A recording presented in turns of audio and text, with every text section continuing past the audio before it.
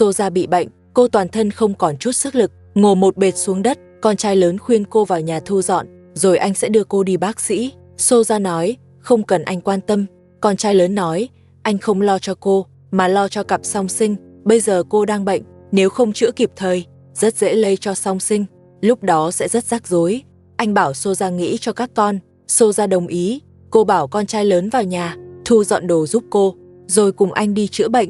Con trai lớn vào trong nhà, anh nói với bà mẹ chồng rằng sẽ đưa Soja đi bác sĩ. Nhờ bà ở nhà trông ông bố chồng, họ sẽ quay lại sớm. Bà nói không được, bà chạy ra ngoài nói với Soja, không cho cô đi bác sĩ, vì cô chưa cho song sinh ăn, phải cho con ăn trước đã. Ông bố chồng nằm dưới đất gọi con trai lớn, bảo anh ra ngăn bà mẹ chồng gây chuyện, nhanh đưa Soja đi chữa trị, không được để lây sang song sinh. Con trai lớn bế bé gái ra khỏi phòng. Anh nói, bà mẹ chồng không nghe mình. Bà cho rằng Soja giả bệnh, không cho anh đưa cô đi chữa, đành để ông bố chồng xử lý. Ông bố chồng nói, giờ bà cũng không nghe ông bất lực rồi. Con trai lớn nhờ nhiếp ảnh ra qua xem, nếu họ đánh nhau thì gọi anh ngay. Anh tranh thủ pha sữa cho bé. Nhiếp ảnh ra tới chỗ bà mẹ chồng, thấy bà đang làm khó Soja. Anh nói, biết Soja thật sự bị bệnh, nhưng muốn đi chữa, phải cho song sinh ăn trước, sau đó mới cho Soja rời đi. Soja nói, cô vừa tiêu chảy vừa sốt cao, nếu cô cho con ăn, rất dễ lây bệnh cho song sinh. Cô nhờ bà mẹ chồng trông giúp, chờ cô khỏi sẽ không phiền nữa. Bà mẹ chồng từ chối, nói mình lớn tuổi rồi, không thể trông hai đứa nhỏ. Nếu không muốn chăm song sinh, thì đừng ở nhà này. Nói xong kéo Soja ra ngoài.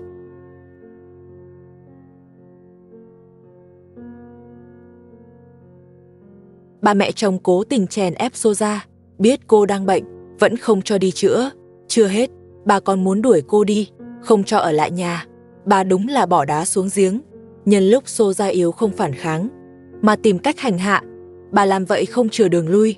Sau này Soja khỏe lại, liệu có bỏ qua cho bà không? Nhiếp ảnh ra khuyên bà dừng lại, nói còn phải sống chung lâu dài. Bà bảo anh đừng xen vào, đây là chuyện gia đình. Soja không chịu nổi nữa, nhờ nhiếp ảnh ra gọi con trai lớn, đưa cô đi bác sĩ ngay. Dù Soja có xấu xa, nhưng lúc này đang bệnh, không thể mặc kệ.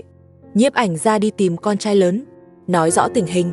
Con trai lớn đang chăm song sinh, nghe xong liền giao con cho ông, rồi chạy ra ngoài tìm Soja. Lúc này Soja đang bị bà kéo đi, cô bệnh nên không còn sức, bị kéo như kéo con nít.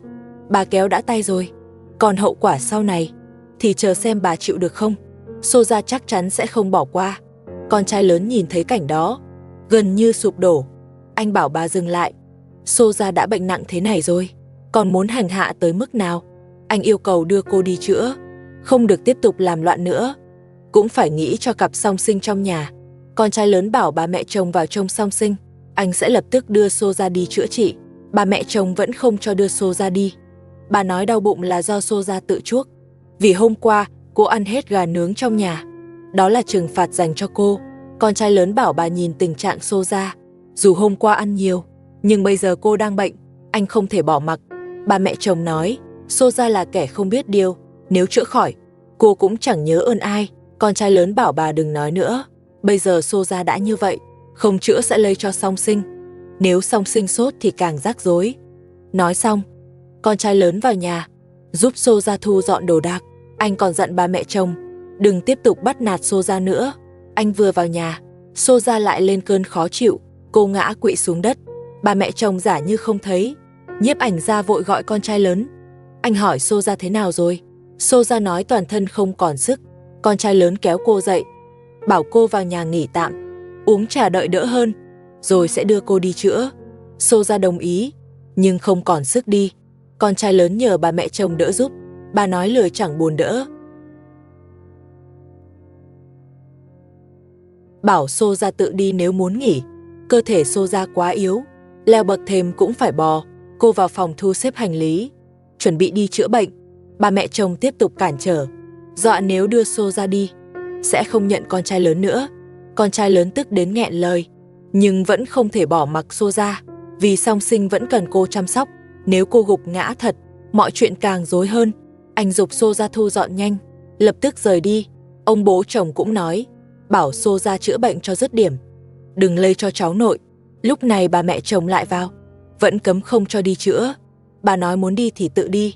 Con trai lớn nói cô yếu thế này, sao có thể yên tâm để tự đi. Nói xong, anh tiếp tục thu xếp đồ cho xô ra. Ông bố chồng lại gọi anh, hỏi dự định tiếp theo. Con trai lớn nói, việc quan trọng nhất là chữa cho xô ra. Khi khỏi bệnh, mới không lo lây cho song sinh. Ông bố chồng đồng ý, cũng nghĩ như vậy, bảo anh đừng nghe bà mẹ chồng, bà chỉ làm nhà thêm loạn. Ông còn nhờ con trai lớn tranh thủ xoa bóp chân cho ông. Trong lúc xoa bóp, ông liên tục trách bà mẹ chồng, nói bà đuổi vợ cả đi. Nếu không có quyết định sai đó, gia đình đã không rối ren. Bà mẹ chồng nghe ông trách, liền tía lại cãi. Bà nói, việc đuổi vợ cả không phải do bà quyết, ông mới là người cầm quyền. Nếu ông không gật đầu bà cũng không dám. Suy cho cùng ông mới là người quyết. Mọi rắc rối đều từ ông mà ra. Chỉ vì xô ra sinh xong thai, ông mới giữ cô lại. Giờ lại đổ lỗi cho bà. Nếu hối hận thì đi đón vợ cả về, để cô ấy tiếp tục hầu hạ, xem còn chịu về không. Tất cả là do ông gây ra, vậy mà lại trách bà. Con trai lớn ngăn bà, bảo đừng nói vậy với ông cũng là vì tốt cho nhà. Con trai lớn sợ họ cãi nhau, bảo mọi người bình tĩnh. Anh đi rót nước. Xô ra xách túi bước ra khỏi phòng. Vừa đi được 2 bước, cô choáng váng, làm rơi khăn và túi xuống đất, rồi nằm bệt xuống nghỉ.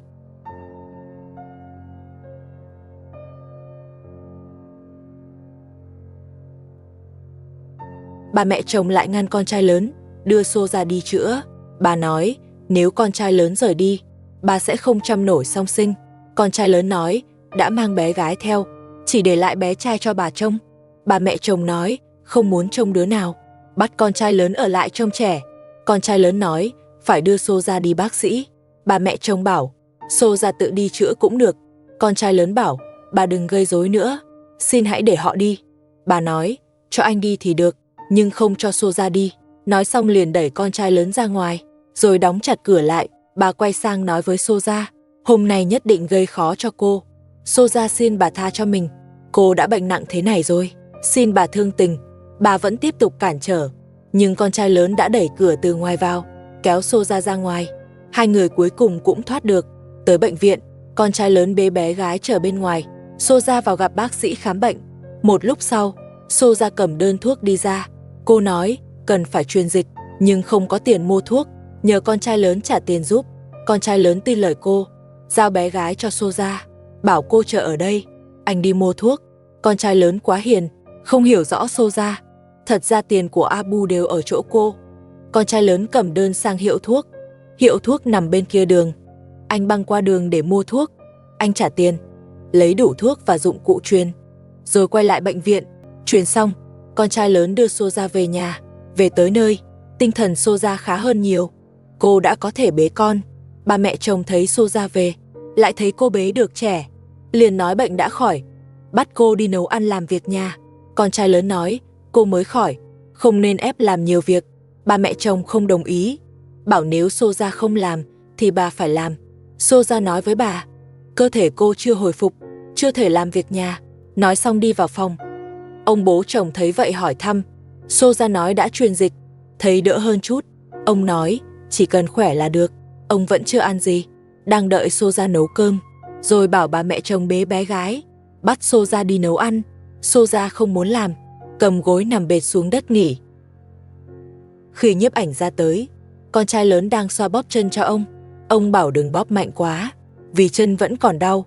Con trai lớn bảo, cố chịu chút, bóp mạnh thuốc mới thấm, vết thương mới mau khỏi. Xô ra bế cả hai đứa ra ngoài, còn trải chăn cho chúng, cho nằm chơi ở phòng khách. Lũ trẻ rất hay cười, thấy nhiếp ảnh ra là cười tươi. Xô ra còn búng tay chơi cùng. Xem ra bệnh đã khỏi, chỉ không biết lần sau ăn gà, cô có bớt ăn lại không? Ăn nhiều khó tiêu, lại tự làm mình khổ, tự chuốc lấy. Con trai lớn bóp xong một bên chân, ông lại bảo bóp tiếp bên kia. Ông bố chồng rất biết hưởng thụ, lại còn xin tiền con trai lớn. Trong lúc được xoa bóp, ông nói mình đã hết tiền dưỡng da. Lần trước, con trai lớn đưa tiền cũng đã tiêu hết, muốn ăn trái cây cũng không có tiền mua. Ông định hỏi Abu, nhưng không liên lạc được. Con trai lớn nói, mình vẫn còn tiền, sẽ chuyển cho ông sau.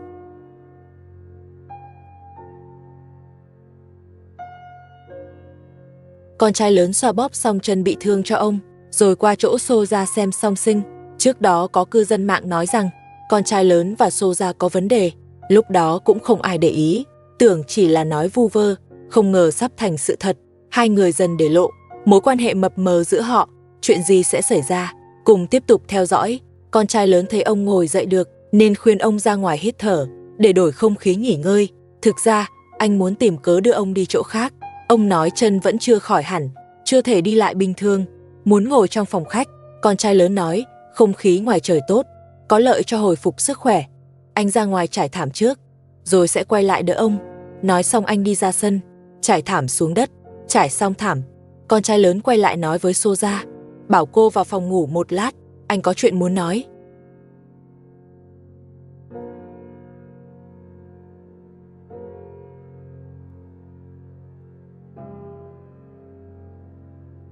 Soja hỏi con trai lớn, có chuyện gì muốn nói? Anh bảo vào phòng nói. Soja vào phòng ngủ. Con trai lớn nói, anh định mua trái cây bồi bổ cho ông. Hỏi Soja thích ăn gì? Anh sẽ mua giúp. Soja nói, không thích ăn trái cây, muốn ra ngoài chơi và ăn món ngon. Bảo con trai lớn đưa cô đi ăn.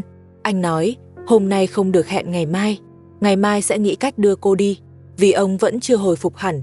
Đưa cô đi riêng sẽ không tiện. Soja đồng ý, bảo sẽ đợi anh đưa đi ăn ngon.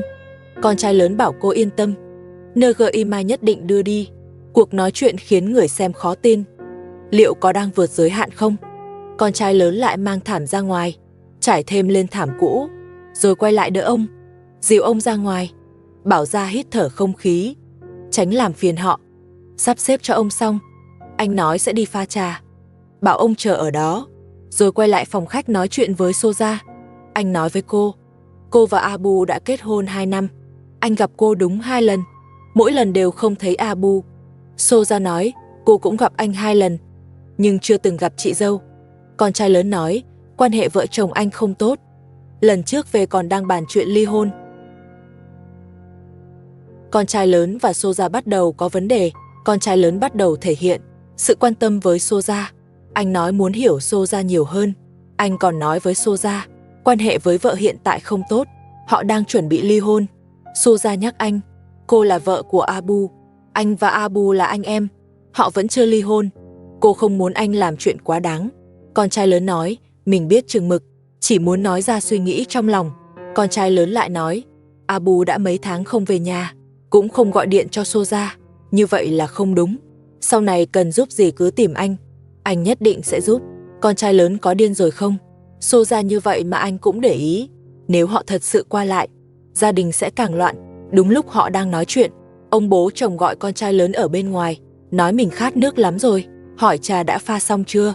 Con trai lớn bảo, chờ chút, lúc này mới nhớ ra, bảo Soja đun nước pha trà. Ông bố chồng nằm ngoài sân chờ uống trà. Về chuyện giữa con trai lớn và Soja, ông hoàn toàn không hay biết. Ông còn đang mơ con trai lớn đưa tiền dưỡng da. Khi Soja đun nước pha trà, con trai lớn lại đi tới, nói ngày mai sẽ đưa Soja đi dạo phố, còn đưa cô đi ăn món ngon. Anh muốn thể hiện thành ý với Soja, xem ra anh là nghiêm túc thật. Soja nói với anh, hai người đi riêng sẽ gây nghi ngờ, chắc chắn bị để ý. Con trai lớn bảo, cứ yên tâm, anh sẽ nghĩ ra cách phù hợp để đi cùng Soja, không khiến ông bố chồng và bà mẹ chồng nghi ngờ. Soja nghe xong rất vui, cô đồng ý kế hoạch của anh. Khi họ đang bàn kế hoạch ngày mai, trong nhà bỗng mất điện, không biết có phải là sự trừng phạt không. Hai người cũng không còn tâm trí nói tiếp. Họ vào nhà bế song sinh ra, rồi ngồi ngoài đợi có điện lại. Ông bố chồng đến giờ vẫn chưa uống được trà. Ông bắt đầu sốt ruột, hỏi sao ai cũng ngồi chơi ở đây, ai đi đun nước pha trà cho ông. Nói xong, ông đuổi Soja vào bếp đun nước pha trà.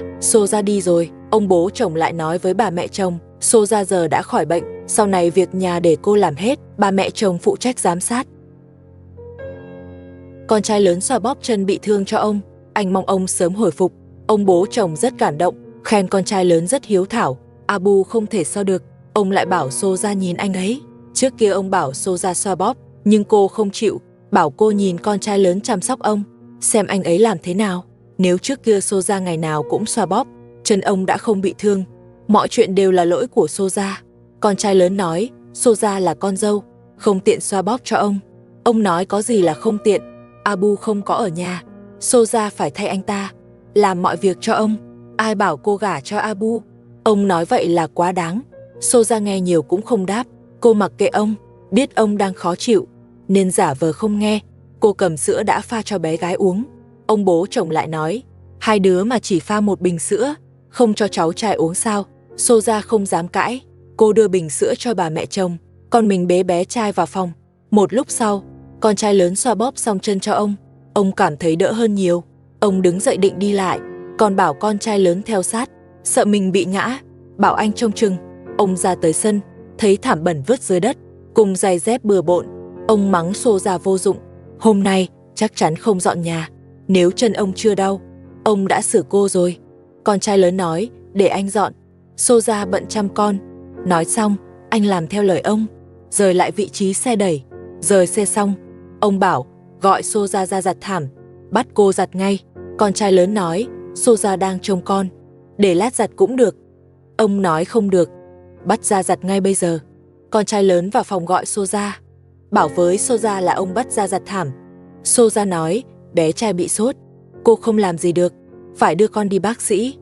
Con trai lớn sờ trán bé, bảo không sao, rất khỏe. Soja khẳng định bé bị sốt.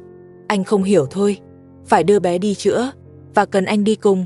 Con trai lớn bắt đầu nghi ngờ, không hiểu vì sao Soja làm vậy. Soja nói, anh đã hứa đưa tôi đi chơi và ăn ngon. Lúc này anh mới hiểu ra, bảo Soja đợi, rồi ra nói với bà mẹ chồng, nói bé trai bị bệnh, phải đưa đi bác sĩ.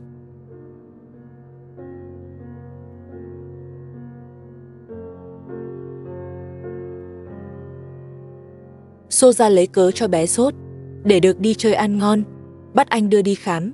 Con trai lớn hiểu ý, bắt đầu phối hợp, ra nói lại với bà mẹ chồng, bé trai bị sốt, phải đi bác sĩ. Bà mẹ chồng nói, lờ cờ nãy ôm bé vẫn bình thường, sao tự nhiên sốt? Bà mẹ chồng không tin, vào phòng hỏi Soja, hỏi chuyện gì? Soja nói, có thể bị lây lúc cô sốt, nên bé phát bệnh. Bà mẹ chồng nói, cô khỏi lâu rồi, sao giờ mới lây? Cho là cô nói dối. Con trai lớn nói, Soja không nói dối, bé thật sự sốt. Họ cãi nhau ầm ĩ, làm ông bố chồng nghe thấy. Ông vào hỏi chuyện. Con trai lớn nói bé bị sốt, muốn đưa đi chữa. Ông cũng thấy lạ, hỏi Soja có thật không? Soja khẳng định, không chỉ sốt, mà còn bỏ ăn, phải đi chữa. Ông nói, để con trai lớn đưa bé đi, Soja ở nhà trông bé gái. Con trai lớn nói không được, phải để Soja đi cùng. Ông đồng ý, bảo anh trông chừng Soja, coi chừng cô giở trò. Con trai lớn bảo yên tâm, anh sẽ để ý. Sau đó bảo Soja thu dọn. Soja thu xếp xong, bế bé trai đi cùng anh. Họ rời nhà đi bác sĩ. Con trai lớn vì muốn đi riêng, nên nói dối ông và bà mẹ chồng.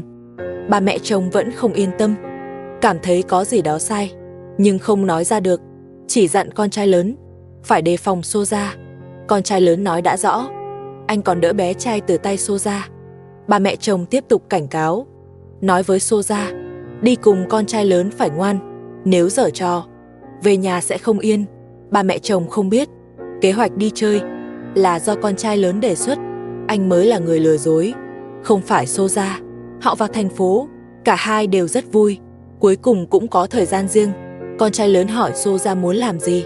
Soja bảo đi dạo trước, rồi đi ăn món ngon.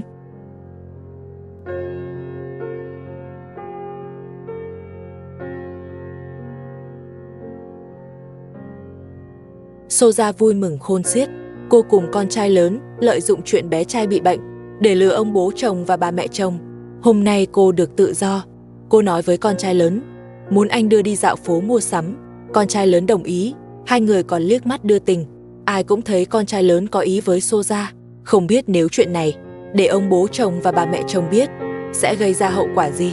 Con trai lớn hỏi Soja, muốn đi đâu trước? Soja nói muốn mua quần áo cho song sinh. Sau đó họ tới cửa hàng. Con trai lớn giúp Soja xách túi. Hai người vừa nói vừa cười, chọn quần áo cho song sinh. Trông chẳng khác gì vợ chồng. Chọn xong quần áo, hai người cùng thay đồ cho song sinh. Abu và Soja cưới nhau đã 2 năm, vẫn chưa từng cùng nhau đi mua sắm. Hôm nay lại để con trai lớn thay thế. Không biết Abu biết sẽ ra sao. Đổi đồ cho song sinh xong, con trai lớn đi trả tiền. Sau đó họ tới công viên dạo chơi. Con trai lớn bế con, Xô ra đi bên cạnh. Người ngoài nhìn vào tưởng vợ chồng. Họ tới khu cầu trượt, cùng đỡ song sinh chơi cầu trượt. Họ chơi một lúc, Xô ra nói mình đói rồi, muốn ăn gì đó. Con trai lớn hỏi ăn gì. Xô ra nói ở nhà chưa từng ăn vặt, muốn mua đồ ăn vặt. Con trai lớn dẫn cô ra bãi cỏ ngồi, rồi đi mua đồ.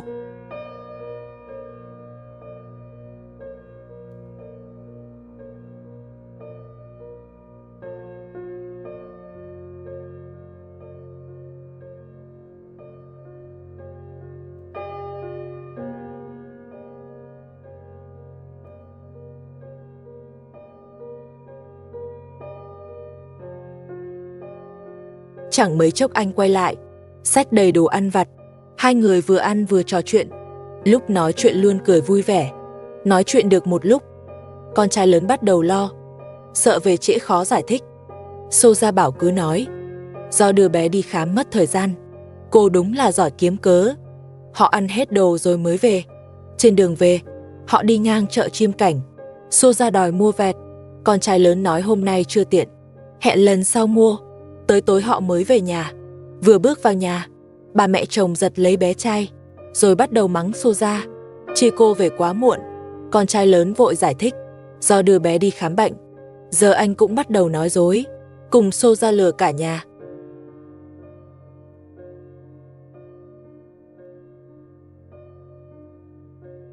Trong khi đó, Nhiếp Ảnh Gia tới thăm vợ cả, còn mang theo trái cây. Vợ cả cảm ơn anh. Lâu rồi anh mới tới, muốn nói nhiều điều, nhưng lại không biết mở lời. Đúng lúc đó, ông Ali tới xin muối, nói đàn dê cần bổ sung muối. Vợ cả đưa muối cho ông. Ông Ali mang tới đàn dê, rắc muối lên đá, cho dê liếm ăn. Do dê thường xuyên ăn cỏ trên núi, nên thiếu muối cần thiết. Ông Ali dùng cách này để bổ sung muối, cũng mong dê lớn nhanh hơn. Sau khi cho dê ăn xong, ông Ali đưa số muối còn lại cho con gái lớn. Con gái lớn mang muối về lều, đặt muối xuống đất. Vợ cả nói đã chuẩn bị xong bữa sáng, bảo con gái lớn ăn cơm. Con gái lớn ra ngồi dưới bóng cây, dọn dẹp đồ đạc trên đất, rồi cùng ông Ali trải thảm xuống, chuẩn bị ngồi ăn tại đây. Trải thảm xong, con gái lớn và vợ cả lấy thêm gối tựa từ trong lều, cho ông Ali nằm nghỉ trước.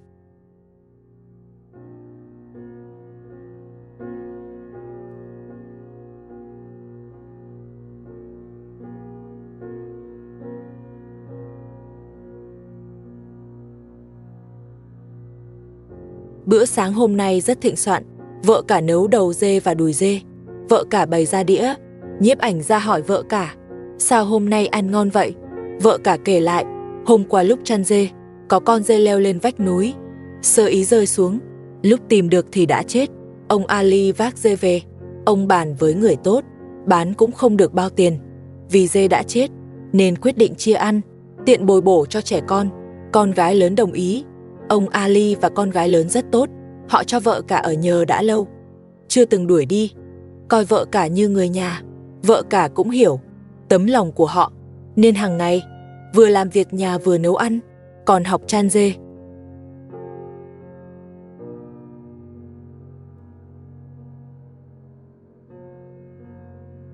Vợ cả mang bánh và mâm đi. Người tốt ở lại múc canh dê để chấm bánh ăn. Vợ cả bày mâm dưới gốc cây, lấy bánh ra, rồi vào lều, bưng thịt dê ra. Người tốt mang canh tới. Cuộc sống của vợ cả cũng tạm ổn, nhưng ở mãi thế này không ổn. Cần tính đường lâu dài, kẻo mùa đông sẽ rất khổ. Thật may mắn. Nhiếp Ảnh Gia mang tin tốt tới. Anh nói với vợ cả, hôm qua chủ nhà gọi điện, nói em trai đã dọn đi, căn nhà cũ đã trống. Nếu vợ cả chưa có chỗ ở, có thể dọn về. Vợ cả rất vui, nhưng chưa kịp mừng, lại thở dài, vì không có tiền thuê. Nhiếp Ảnh Gia nói, chủ nhà đã nói, tiền thuê chỉ tính nửa. Vợ cả nói, nửa cũng vẫn không đủ. Nhiếp Ảnh Gia bảo, ở đây cũng không ổn. Một thời gian nữa, người tốt cũng sẽ dọn đi. Khi đó lại lang thang. Nếu muốn dọn về, anh sẽ trả giúp 1 tháng tiền thuê. Vợ cả rất cảm động, muốn báo tin cho người tốt. Vợ cả tới gặp, kể lại tin tốt. Người tốt cũng mừng thay, nói mấy hôm nay rất lo cho vợ cả, vì họ cũng sắp chuyển đi, giờ có chỗ ở ổn định. Cô cũng yên tâm hơn. Cô nhờ vợ cả vắt thêm sữa dê, làm phô mai mang theo. Vợ cả từ chối, vắt sữa xong sẽ đi, bảo đem bán lấy tiền. Người tốt nói, ông Ali chưa về, cứ ở thêm một ngày, đợi phô mai làm xong. Vợ cả cảm ơn họ đã kiêu mang, cho ăn cho ở. Đã có chỗ ở rồi, không muốn làm phiền thêm. Người tốt nói, sống chung lâu như vậy, nghe nói chia tay rất buồn, nhưng nếu đã quyết, cô sẽ không ngăn cản. Bảo mang sữa dê tốt nhất đi, cho bọn trẻ bồi bổ. Nói xong lại đi bắt dê, bảo vợ cả vắt thêm, đem cho bọn trẻ. Người tốt rất lương thiện, dù chỉ quen biết, nhưng hết lòng giúp đỡ. Trước khi đi, còn chuẩn bị đồ mang theo. Người tốt như vợ cả sẽ luôn gặp người tốt. Xem tới đây là hết rồi, hẹn các bạn vào phần sau.